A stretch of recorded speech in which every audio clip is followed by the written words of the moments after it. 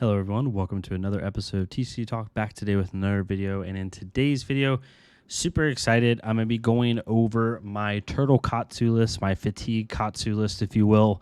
List I've been messing around with since, I've been messing with it for like actually a little over a week now, but really when I saw Charles done one with Briar, like everyone, you just kind of get a little bit motivated to like try something new, try something different.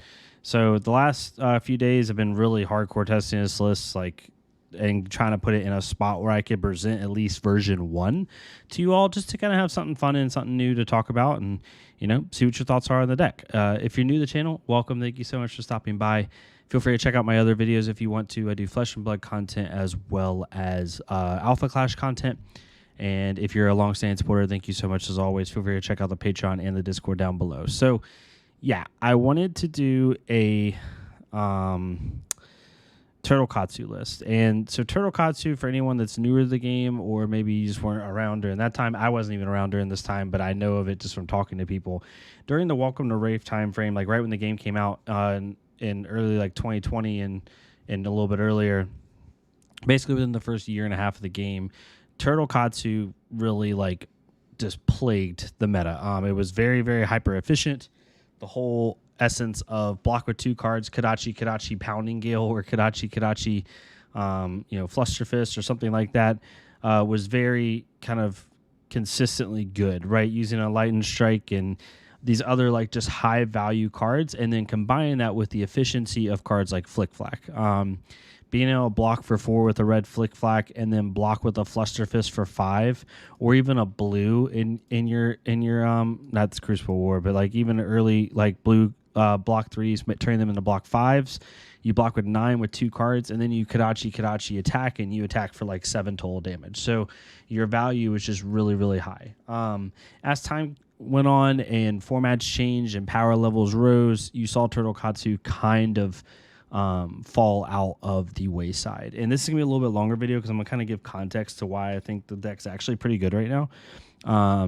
Not like meta pick by any means, but I think playable. I think it's definitely a playable deck. But when Chain came out, and especially Monarch and Arcane Rising came out, the skills, the deck ceiling, especially when Monarch came out, the deck ceiling just kind of rose to an amount where Turtle Katsu couldn't quite hang with everything.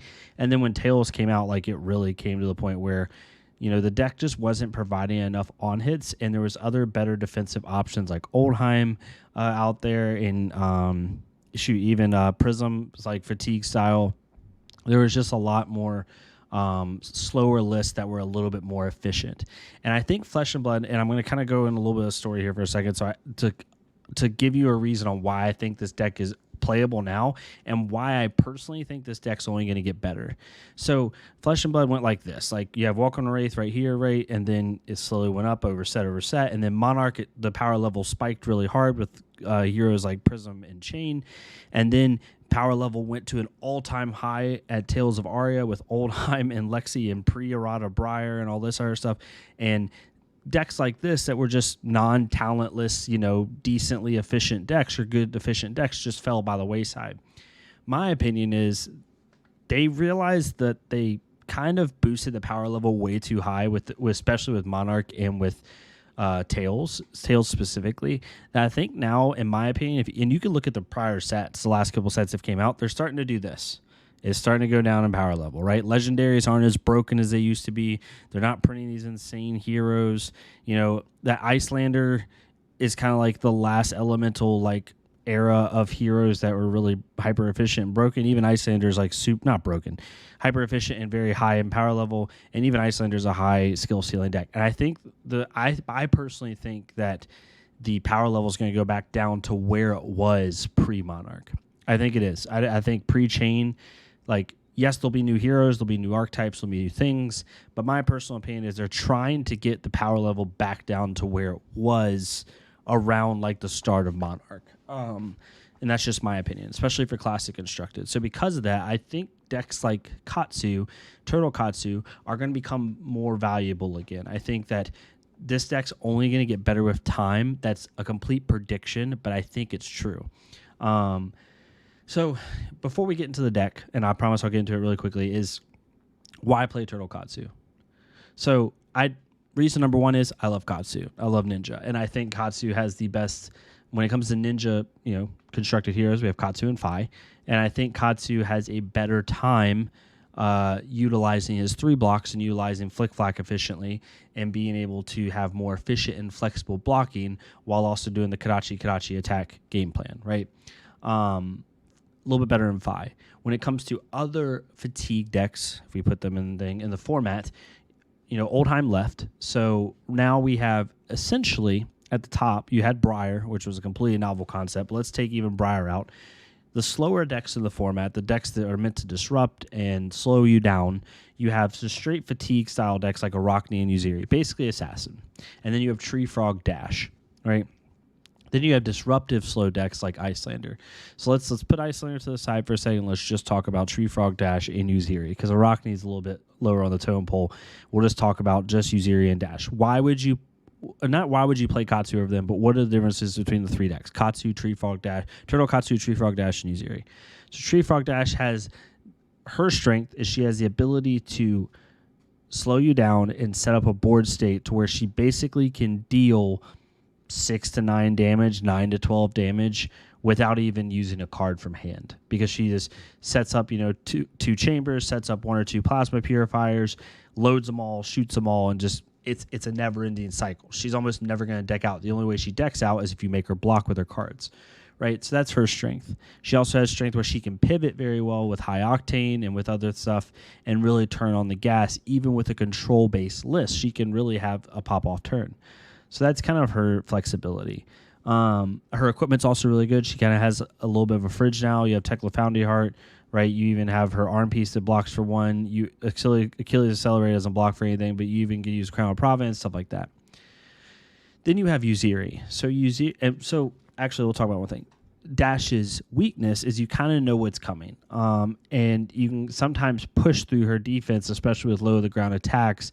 She has a trouble dealing with someone who goes really wide, and she's a little bit prone to disruption, especially against certain decks. Certain decks can really target her items, and there's item hate in the game now and disruption in the game, which makes it a little bit harder. That's just my opinion. I'm not a Dash player.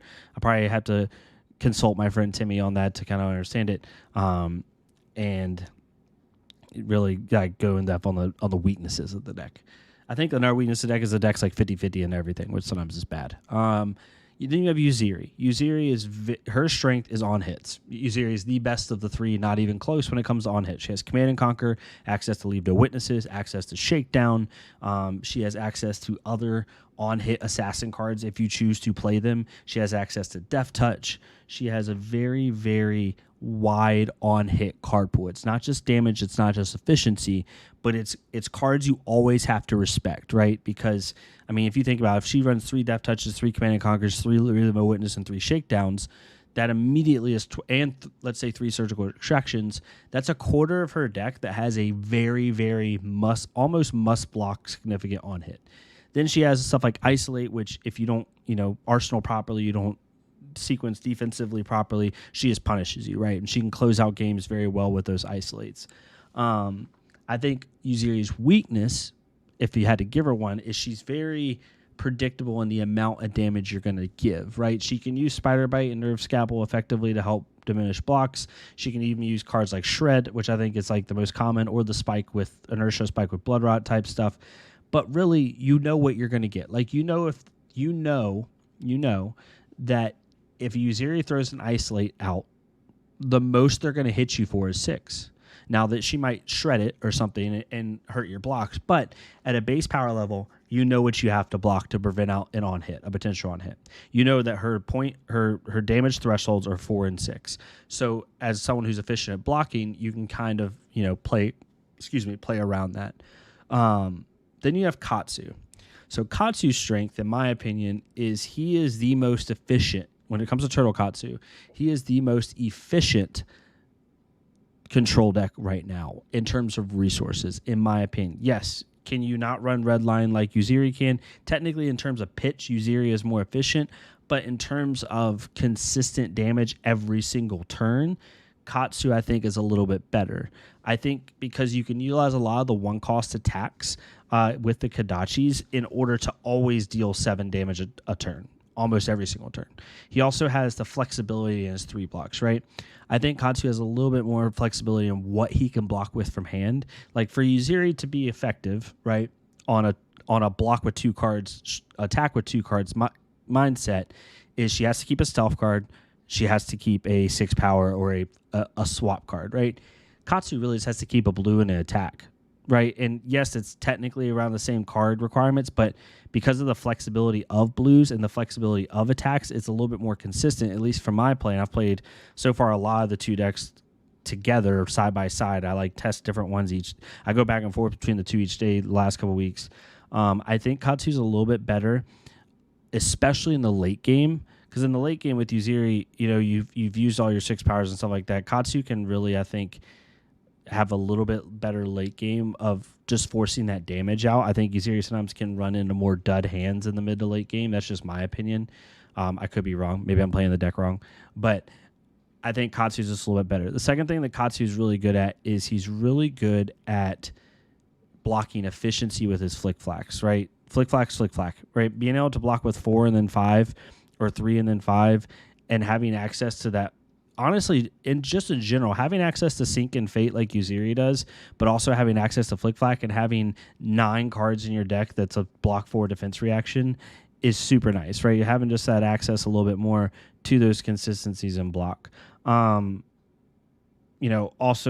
not being as hurt by, other deck constrictions. I think Katsu just has a lot of his on hit is his damage and his efficiency and damage and his massive momentum triggers, which is where Katsu's weakness comes in when it comes to comparing it to Dash, and maybe not Dash as much, but Uziri doesn't have very many on hits.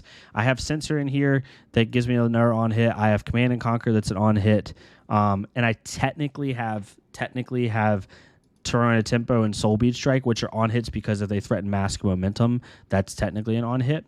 But otherwise, generally doesn't quite have the on hits that Uziri does.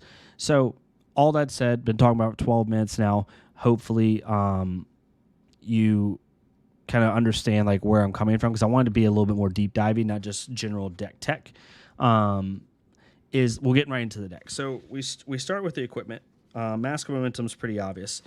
We have Mask of Pouncing Links in here specifically for the Icelander matchup, and that's it. I don't even put it in any other matchup because of the way I play Katsu. I think forcing that Mask of Momentum trigger is just too good, but you're never going to get that in Icelander on this type of game plan. You're just not. You have to have Pouncing Links.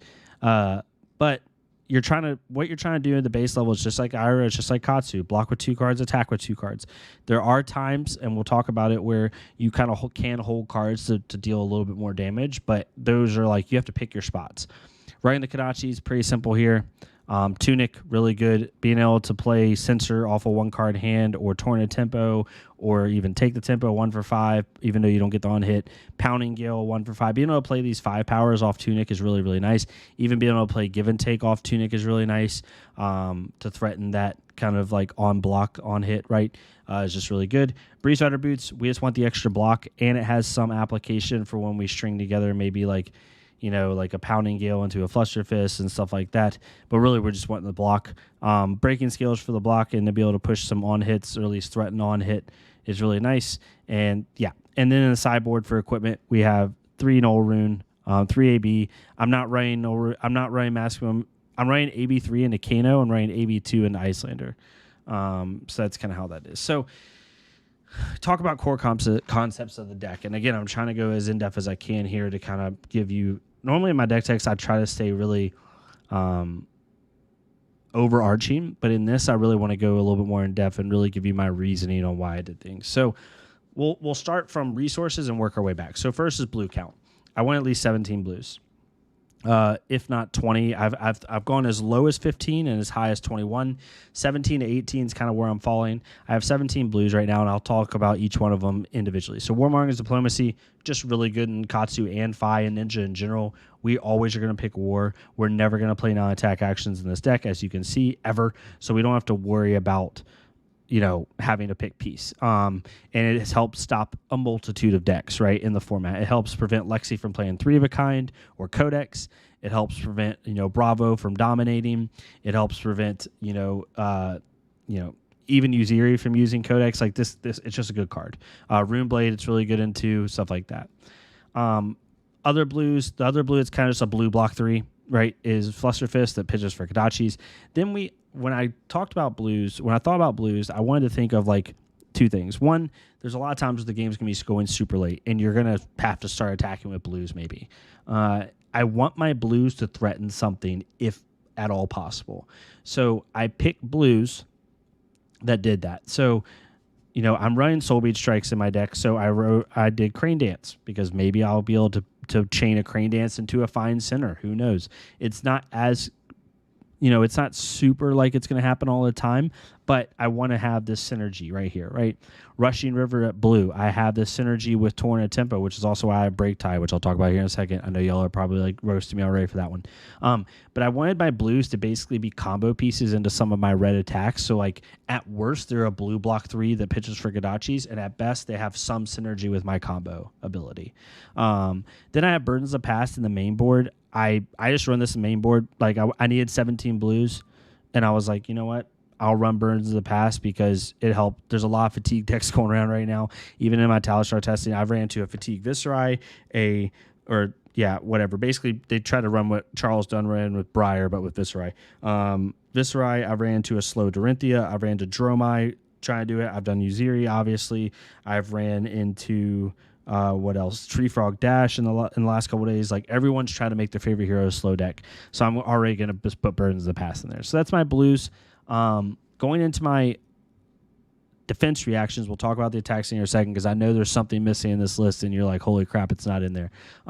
Which is Surging Strike line. For defensive options, we have Fate Foreseen, Sink Below, and Flick Flack. All pretty consistent. All really good. Sink Below is really good in matchups where you want to cycle cards. Flick Flack is Flick Flack. That's the whole engine that this deck runs. I'm only running 3 red and 2 yellow. The blue doesn't give you the value you're looking for, to be honest. And the yellow is nice because it's, at the worst, is a 3 block that makes one of your cards block for 5. But we're only running 2 of them. We don't want to completely rely on that. And then red, obviously. We're also running sigils in the list. Really good. A lot of decks run Command and Conquer. A lot of decks run disruptive pieces in your arsenal with Uziri and stuff like that. So being able to arsenal a sigil is just amazing to be able to play that out arsenal when they're expecting to disrupt it. Really, really good for that. What are defensive pieces? That's pretty much it. And then we have the one of Razor Reflex. I have one Razor Reflex if we're talking about reactions in the deck because I want to either pitch this early or play it at some point and force my opponent to think about if there's another one on the list. And if this list for some reason got popular on YouTube and I went to a big event, I'd probably put another one on my list, or I'd change up the number that's in my list just to make people have to respect me in the late game. Then we talk about attacks. So 2 things. I'm going to say it really quickly. The Surging Strike line is not in here. You could run the Surging Strike line. I just found it to be clunky. With how I want to play this list, I don't need it. I'm not looking to do like a big Surging Strike line. I haven't missed it since I took it out. It's given me a lot more flexibility with my 1-for-5 attacks. What I'm wanting to do on every offensive turn is go Kodachi, 1-for-5 or 0-for-4. Or, Kodachi, Tunic, 2-for-6 with Command and Conquer. That's what I'm looking to do. I'm not looking to play Fyndal's Fighting Spirit or any of those crazy things. I'm not looking to chain together Surging Strikes. I am trying to out efficiency my opponent. So because of that, all of my attacks are with that premise. So we have our 0-for-4s, which is Soul Bead Strike. It's a red block 3 that hits for 4, threatens go again. So if you Kodachi, play Soul Bead Strike, they have to respect it or else they give you a draw.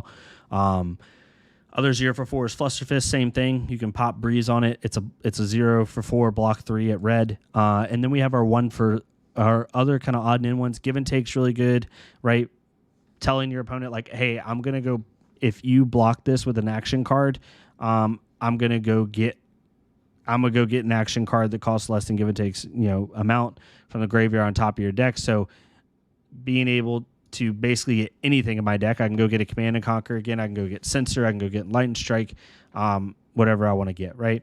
Then you get to the 1-for-5. So my 1-for-5s either have on hit or some type of efficiency to them. Censor is amazing. Being able to this card's not world ending, but it's really nice. Being able to tell my opponent, hey, you don't get to play your power card next turn is really, really nice. Command and Conquer, pretty obvious. Being able to play Kadachi, Command and Conquer, Kadachi, Tunic, Command and Conquer, super nice. Enlightened Strike is Enlightened Strike, pretty simple there. Pounding Gale, it's a 1 for 5 off Kadachi, Pounding Gale. They can also block 5 off of Flick Flack. Take the Tempo has been a super nice addition. It's a little inconsistent in this deck because it does, I have so many, because the way the effect reads, for anyone that doesn't remember, when Take the Tempo hits, if you've hit 3 or more times this combat chain, banish the top card of your deck. If it's an attack action card, you may play it until the end of turn. There's a lot of cards in this deck that are not attack action cards, right? Like 3, 6, 8, 9, 12, 15, 16, 17, 20 cards in my deck that are not attack actions. So it is a chance of whiffing, but it's a 1 for 5 block 3 that has an additional potential on hit, which I've gotten it to hit 2 or 3 times now. Torrent of Tempo is a 1 for 5 go again, right? Kadachi, Torrent, you're threatening mash trigger, and it's a 5 power. Getting above that 4 power is really important for me because I want to give above a general D react. And then we have the Spice. So I had 1 spot left on my list. This could easily be another Razor. Okay, this could easily be another Razor. I'm having fun with this. This is my one, TCG Talk Dylan gets to have fun card, which is Rushing River and the Flood Force. Being able to play Kadachi, have this in Arsenal, or have a Torrent in Arsenal and a Rushing in hand, and being able to play Kadachi, Torrent, and if they let it hit for whatever reason, going and getting Break Tide and then playing Rushing River into Break Tide or whatever, and having a cool little Breeze Rider Boots turn. I've only had it pop off once, but it's me just having fun. This could easily be another Razor Reflex. This could be another blue, right? It could even be another one of your sideboard pieces, whatever you want it to be, right? So that's the basis of it. Again, I've not been having too much trouble in my V2 list. So my V1 list, I was going 50-50 in until I was working out the kinks. This list I've only played 7 matches on, so this is very much a V1. We're gonna keep this up. But as you can see, played a little. I haven't played a Lexi or an Icelander here, which is who I want to play. But I've only played a couple lists. I mean, win-loss doesn't mean much for me on this. But we have 1 loss against a Jeremiah, which it was a fatigue, not fatigue, but a slow big dragon Jeremiah, and just got overwhelming board state. But beat a couple Dorinthias, beat a Bravo, beat an Azalea, right? Being able to just efficiently block out attacks is super nice. In the sideboard, I have a little bit of everything. So Remembrance is obvious when you come into a fatigue style mirror, not mirror, but a fatigue matchup. You can bring this in. Reinforced Line is for Bravo and Uziri. Oasis is for Icelander. It's for Uziri. It's for Bravo. It's for anybody that's going to dominate me or do effects that I can't normally, sometimes always change with a D-React. Humble is against Lexi. This is against Lexi. This comes against Dorinthia. This comes in against Dromai. This comes against any hero that really cares about their hero ability more than others. Really, I guess in the meta, the ones it cares, it comes in against literally Bravo, Azalea, Lexi, Dromai. Those are the top decks it really comes in against. Even coming against Katsu and Phi, right? Maybe Katsu, may not Phi, but it is a 2 block, so I have to be careful there. Down and Dirty, it's mainly for Illusionist, but this is also really good into Uziri, I've found. There's sometimes, and I even bring it in against Lexi, because Codex of Frailty is a card, right? And there's certain times where they play Codex of Frailty after playing a couple attacks, and you end up having to go get a card and discard a card, leaving you with 1 card in hand, and they go and get in Uziri's case, they go and get a Leave No Witnesses. And you're not able to block it out, and your arsenal is going to die anyway. So being able to go get it down and dirty and block it out, fully block it out all for 4, or block it for 2 and keep the 1 card in your hand is super nice. I found that a really specific, interesting tech for that. So overall, I'm enjoying the list. I'm not saying it's a world-ending fatigue list. I'm not saying you should run over Uziri. I think it has as much, I will say this confidently, it has as much legs as it ever has since it was prominent. Because Oldheim's gone. There's a lot of hyper efficient decks in the format, but the power level is starting to creep down. I think the power level is going to continue to creep down. I think LSS is trying to get the power level back to a reasonable state. That's just my opinion.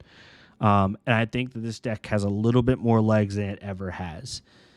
again, last thing I'll say is I don't run Fyndal's Fighting Spirit. I don't run Wounded Bull. I don't run Raging Onslaught. And the reason is Katsu wants to utilize that 1 cost. He wants to be able to do Kadachi attack. You can't always do that with 3 cost attacks. Like if you have a 3 cost, you literally have to have 5 resources. So you have to have 4 in Tunic, which just isn't consistent. The highest you want to go in cost curve for Katsu is 2. And the only 2 I have in the deck is Command and Conquer. And then sideboard, I have these 2.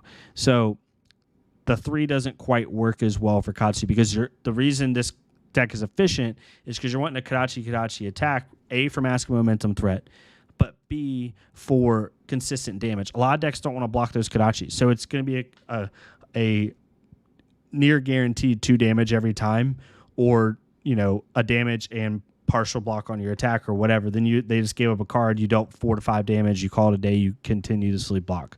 So really, really good. As you can see in my results, I wanted to show this. Like my average turns and wins is 14. My average turns and losses is 20. So like my 1 loss was a super grindy game, 20 turns. These 2 quit on me, which is funny. It sucks. Dorinthia was pretty quick.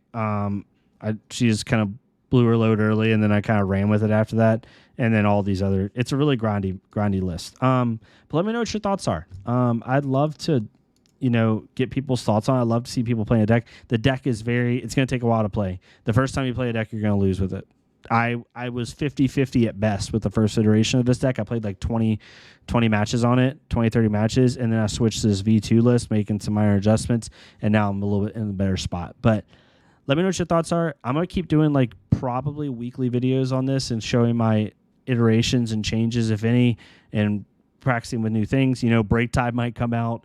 Burns of the Past might end up coming out if it's not as useful. I might go down to 2 Take the Tempos and go to something else. I'm going to be really fun with this list and try new things. But I think the list, I'm not saying it's a meta deck, but the list has the most legs it's had since the last time it was prominent. I think I can say that confidently.